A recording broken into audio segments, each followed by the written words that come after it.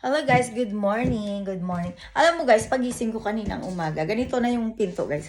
Ganito na yung pinto, open si Samina, open yung light. Alam mo sa totoo lang guys, alam ko kapag may pumasok sa bahay. Pumasok sila dito kaninang umaga, dito sa bahay, nang ako'y tulog na tulog. Ang sarap ng tulog ko eh. Diba? Magtaka ka na lang, bukas na to, samantalang lock yan guys, lock doon. Tapos dito, inopen ko lang dito. Kaya yung alam ko may pumasok na tao.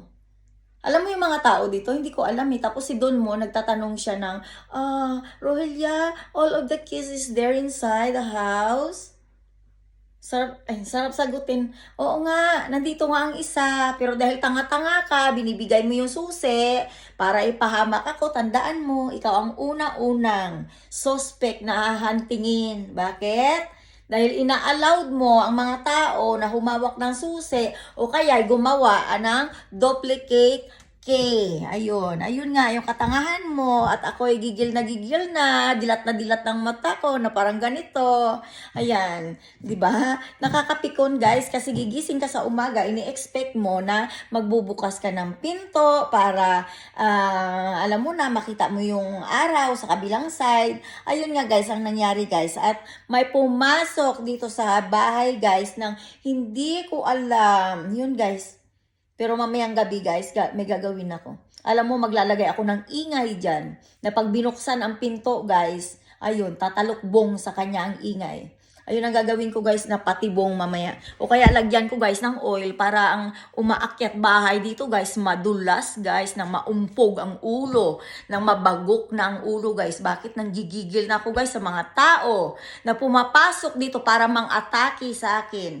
Diba guys, bawal yan sa Pilipinas. Bawal kang pumasok sa bahay ng taong walang pahintulot. Ayun guys, ang gagawin ko guys, maglalagay ako ng oil at bahala siyang tumambling-tumbling dyan.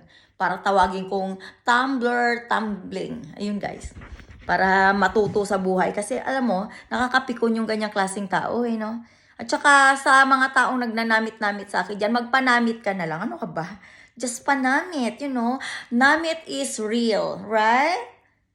Huwag kang mga atake sa akin ng words ng namit kasi alam mo lang is, you know the words of namit but you cannot explain that in English. Can you explain what is the meaning of namit words?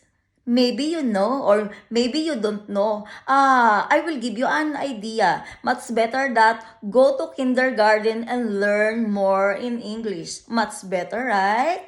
Yes. Hi, namit.